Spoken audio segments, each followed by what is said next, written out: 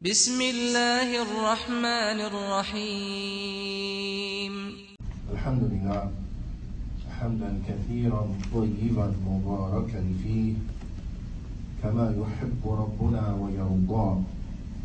أشهد أن لا إله إلا الله وحده لا شريك له وأشهد أن محمدا عبده ورسوله الناصح الأمين. اللهم صل على نبينا محمد وعلى آله وصحبه أجمعين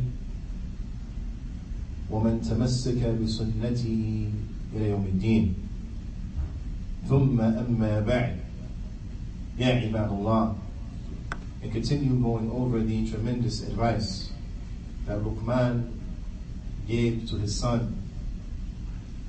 Allah subhanahu wa ta'ala, He informs us of the next statement in which Luqmaan, he had mentioned and advised his son with.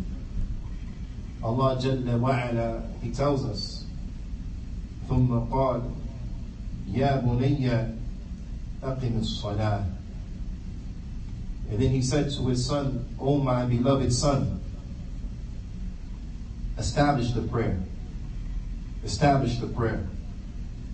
Shaykh Salih al-Fawzan, hafidhahullah ta'ala, he mentions and he says, لِمَاذَا الصَّلَاةِ? Why the prayer? Why was this isolated and mentioned, Yaani? Why the prayer? The Shaykh, he answers, he says, لِأَنَّ الصَّلَاةِ هِيَ عُمُودُ الْإِسْلَامِ. He said, because verily the prayer, it is the pillar of Islam, is the supporting pillar of Islam. As-salah ta'mur. The prayer, it commands. It commands with what? It commands the individual to goodness and wholesomeness. And we understand that because at the same time, the salah, it prohibits. It prohibits from a certain thing. And since it prohibits from a certain thing, then by default, it commands with its opposite.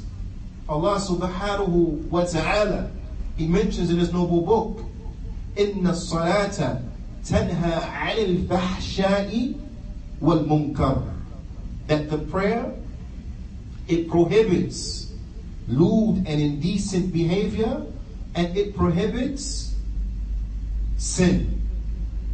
So by default, when an individual is praying their prayer in a manner in which they should be praying their prayer, from the benefits of that, from the effects of that, is that it will prevent that individual from lewd and indecent acts, and it will prevent them from sin. Na'am, umuman. So by default, it will call to and establish and bring about as fruits the opposite. When a person prays in a manner in which they should be praying, then this will move that person to righteousness, good, wholesomeness, and so on and so forth. Na'am. And this is what is meant by the statement of Shaykh Fawzan, that the salah ta'mur. It commands the individual to do what is good, to do what is right, to be good. The salah, the Shaykh he mentions, he says, as-salah hiya allati tanha 'anil fahsha'i wal munkar. That the prayer, it is that which will prohibit and prevent an individual from lewd and indecent behavior and sin. As we have seen in the ayah. As-salah fiha dhikrullah azza wa jal. The salah, it has therein the mentioning, the remembrance of Allah azza wa jal. Wallahu akbar. And Allah, He is the greatest. Allah is the greatest. Na'am. Shaykh Fawzan, hafidhahullah ta'ala, he mentions, he says, as-salah ibadah azima. The salah, it is a tremendous act of worship. It is a tremendous act of worship. Tajma'u laka al-khayr kullah. It combines for you all of the good. It combines for you all of the good. وَتُرَبِّيكَ عَلَى الْخَيْرِ كُلِّ. And it rears you upon good, all of it. It acclimates you, it gets you acclimated to good, all of it. Now, That is when the individual is praying the way he should be praying. Meaning that the movements of the prayer are correct. And as the Prophet ﷺ, he taught us. Like the Prophet ﷺ, he says, "Sallu kama ra'aytumuni usalli." Pray as you see me praying. But also that when a person is praying, he's praying upon khushu'. A person is praying khalisan lillah azza wa jal, having his intention solely and purely for Allah azza wa jal, upon tawheed, upon ikhlas, and that he has khushu'. He's attentive in his prayer. His heart is present in his prayer. When a person is praying upon this manner, then yes, it will acclimate that individual, it will train that individual to all of the good. وَتَنْهَاكَ عَنِ الشَّرِّ كُلِّ. And it will prevent you and prohibit you from evil, all of it. It will prevent you and prohibit you from evil, all of it. As Allah Azza wa Jal says, إِنَّ الصَّلَاةَ تَنْهَا عَنِ الْفَحْشَاءِ وَالْمُنْكَرِ. Verily the prayer, it prohibits from lewd and indecent behavior and from sin. ثُمَّ قَالَ.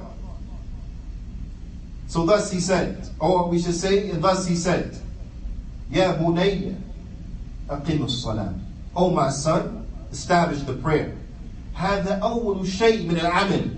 From action, this is the first thing from the action, is the establishment of the prayer. Is to establish the prayer. Then he goes on to say, ثُمَّ قَالَ وَأْمُرْ بِالْمَعْرُوفِ وَانْهَى عَنِ الْمُنْكَرِ. And command to the good and stay away from the evil. Command to good, call to good and stay away from the evil. لَا تَقْتَصِرْ عَلَى نَفْسِكَ. Do not suffice yourself with just yourself. Do not suffice yourself with just yourself. Shaykh Fawzan, he says, لَا تَقُلْ مَا عَلَيَّ مِنَ النَّاسِ. Don't say, I ain't got nothing to do with the people. Don't say this. But rather command them with good. أمر بالمعروف وهو كل ما أمر الله به من الطاعات. Shaykh Fawzan says commanding with good, this is to command and to call to everything that Allah subhanahu wa ta'ala has commanded us from good, from being obedient unto Allah Azza wa Jal. وَنَهِي عَنِ الْمُنْكَرِ. And prohibiting the evil. Then what is included in this, هو كل ما نهى الله عنه من السيئات. It is everything that Allah has prohibited from the evil. Everything that Allah has prohibited from sin in evil. لا تقتصر على نفسك. Don't suffice yourself with just yourself. Don't you just worry about yourself, as they say. وتقول الحمد لله أنا مستقيم ولا علي من الناس. The Shaykh, he says, don't say, Alhamdulillah, I'm okay, I'm upright, and I have nothing to do with what the people doing. La, the Shaykh, he says, La alayk. He says, no, but rather it is upon you.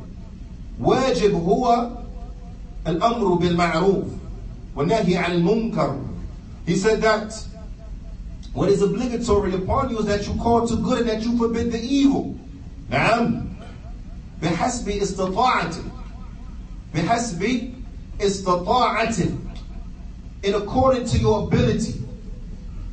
That you call to good and you forbid the evil according to your ability. نعم. وأما لو تركت الأمر بالمعروف والنهي عن المنكر فإن هذا يتنافي مع الإيمان. Very important point. But if you were to abandon calling to good, if you were to abandon forbidding the evil, then this is something that will contradict and negate faith. It will contradict and it will negate your faith. Now, if you didn't call to good nor forbid evil in totality on any level, then this is an indication that faith is not there. So with this being the reality, understanding this, how important is it to call to good and forbid evil? With this being the reality, with this being the case, how important is it to call to good and to forbid evil? Now a person, he may come and he say, Such a statement requires dalil. Such a statement requires proof and evidence.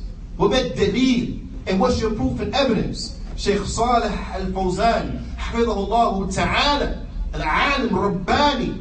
He just don't make statement and then like that he leave it. But then he mentions to you the proof and the evidence so you have something to bite on to. So you understand how serious this situation is. The Shaykh, he says, وَقَالَ صَلَّى اللَّهُ عَلَيْهِ وَسَلَّمَ. And the Prophet sallallahu alayhi wa sallam, he said, مَنْ رَأَى مِنْكُمْ مُنْكَرًا فَيُغَيِّرُهُ بِيَدِهِ فَإِنْ لَمْ يَسْتَطِيعْ فَبِلِسَانِهِ فَإِنْ لَمْ يَسْتَطِيعْ فَبِقَلْبِهِ وَذَلِكَ أَضْعَفُ الْإِيمَانِ.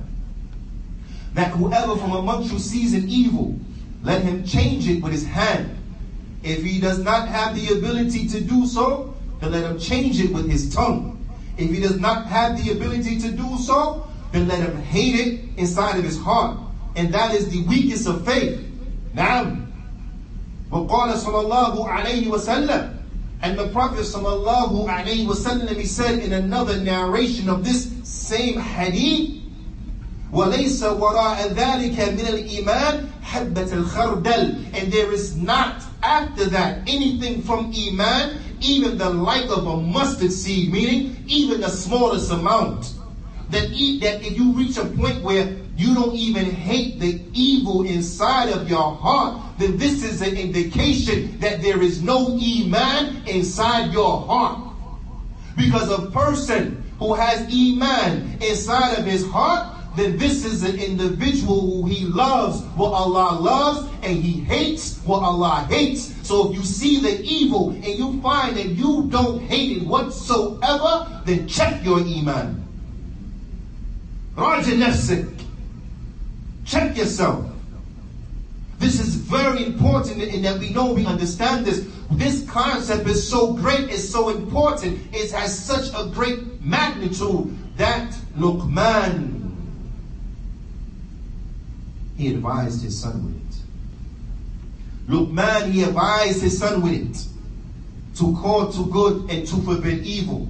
It is incumbent, if we want any type of success, that we have to ourselves be upright, and we have to call others to be upright. We have to share with them that which Allah subhanahu wa ta'ala has blessed us with. We have to call them to that which Allah subhanahu wa ta'ala has blessed us to know and who has blessed us to accept. It is a must, ya ibadallah, that we cling tightly to these pieces of advice that Luqmaan gave his son, because we are in need of it ourselves, and we are in need of transmitting this to our children. هذا أقول قولي هذا وأستغفر الله لي ولكم ولجميع المسلمين فاستغفروه فإنه هو الغفور الرحيم.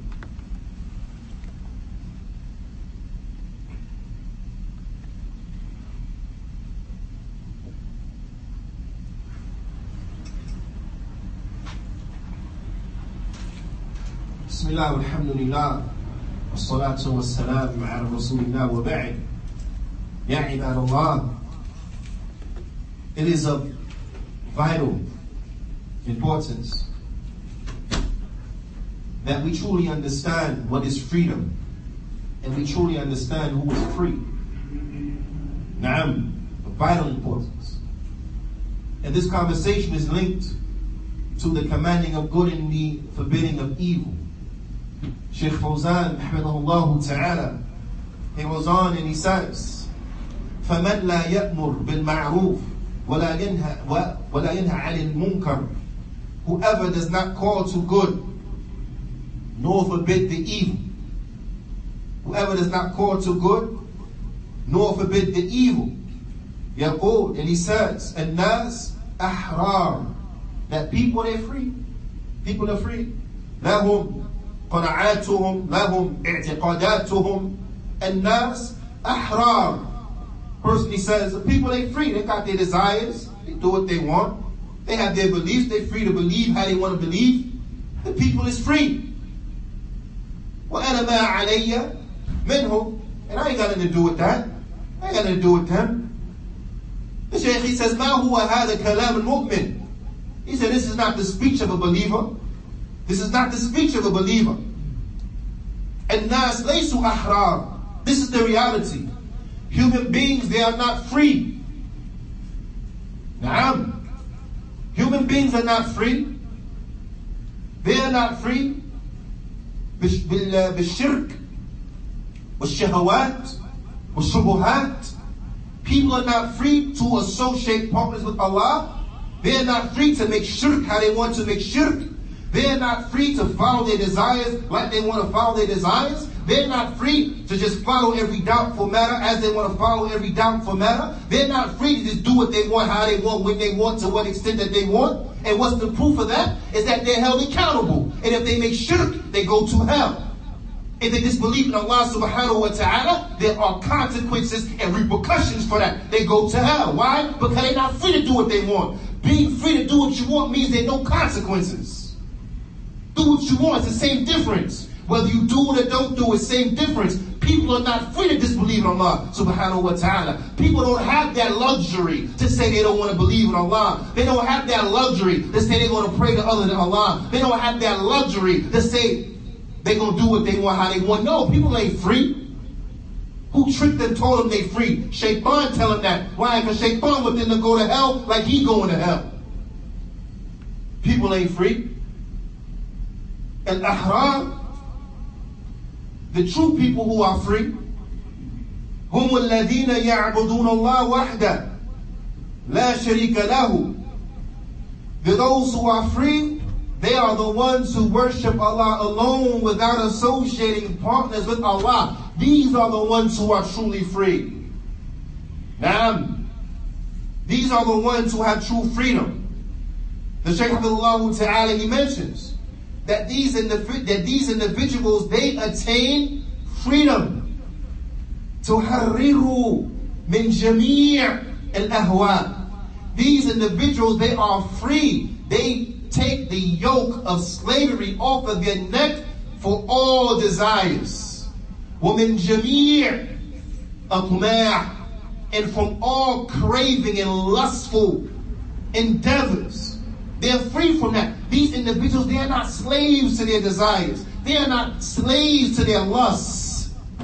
When you see individuals who chase after their lust to their own detriment, these are people who are enslaved by their desires. Anytime an individual is so worried about getting high off of some illegal drug that they don't care whether the needle is dirty or the needle is clean. They don't care that if they take this next hit, they might get AIDS. They don't care. Then this is an individual who is a slave to his desires. This is an individual who's in servitude to his desires. But the believer, he don't have to worry about that.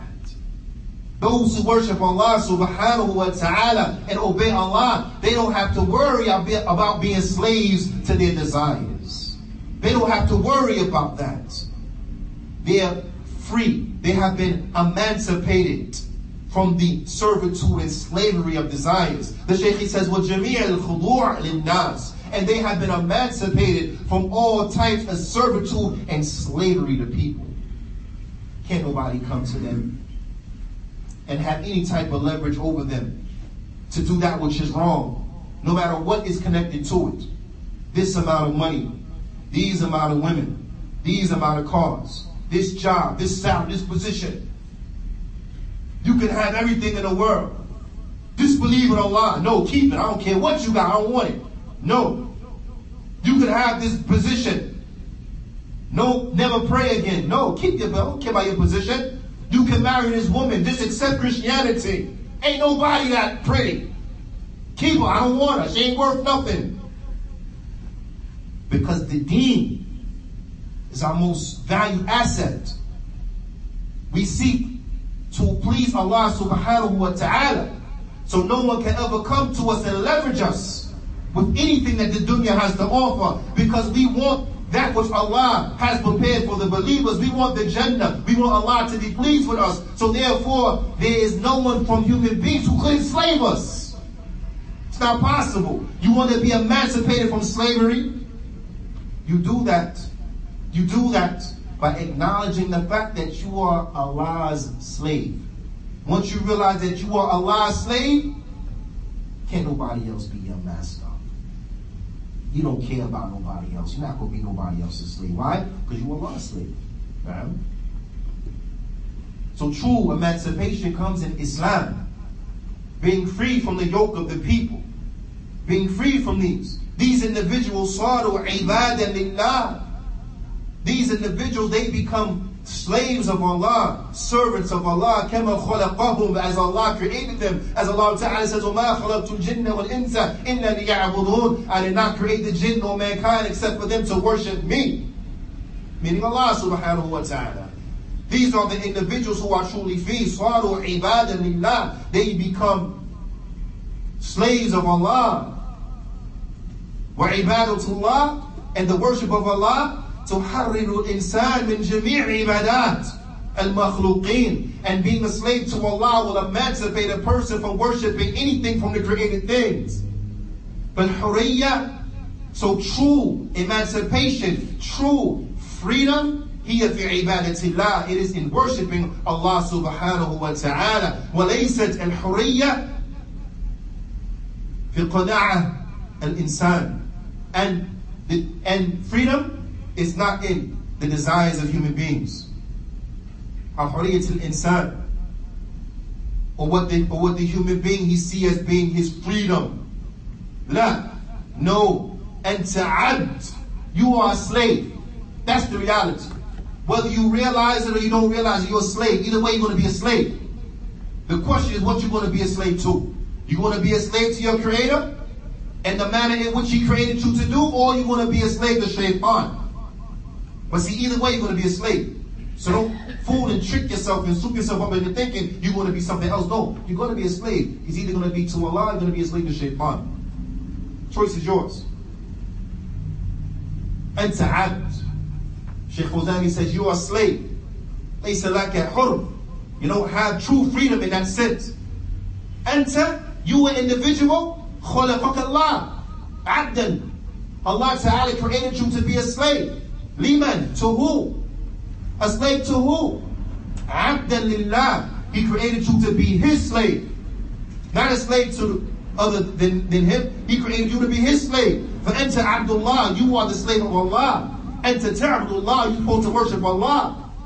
وَأَمَّا أَنْ تَعْبُدُ الشَّيْطَانِ, but that you worship Shaitan, لا. لَا بُدَّ لِذَلِكَ, it is a must from that. تجدون الذين لم يعبدون الله صاروا يعبدون أنواع كثيرة. So thus, you find as a result, a consequence, those who don't worship Allah, then you find they worship many things. يعبدون الشياطين, they worship the shayateen.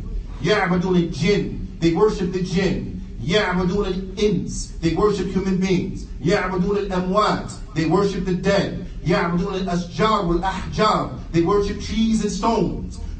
حتى إنهم يعبدون الأبقار, until that they even worship cows.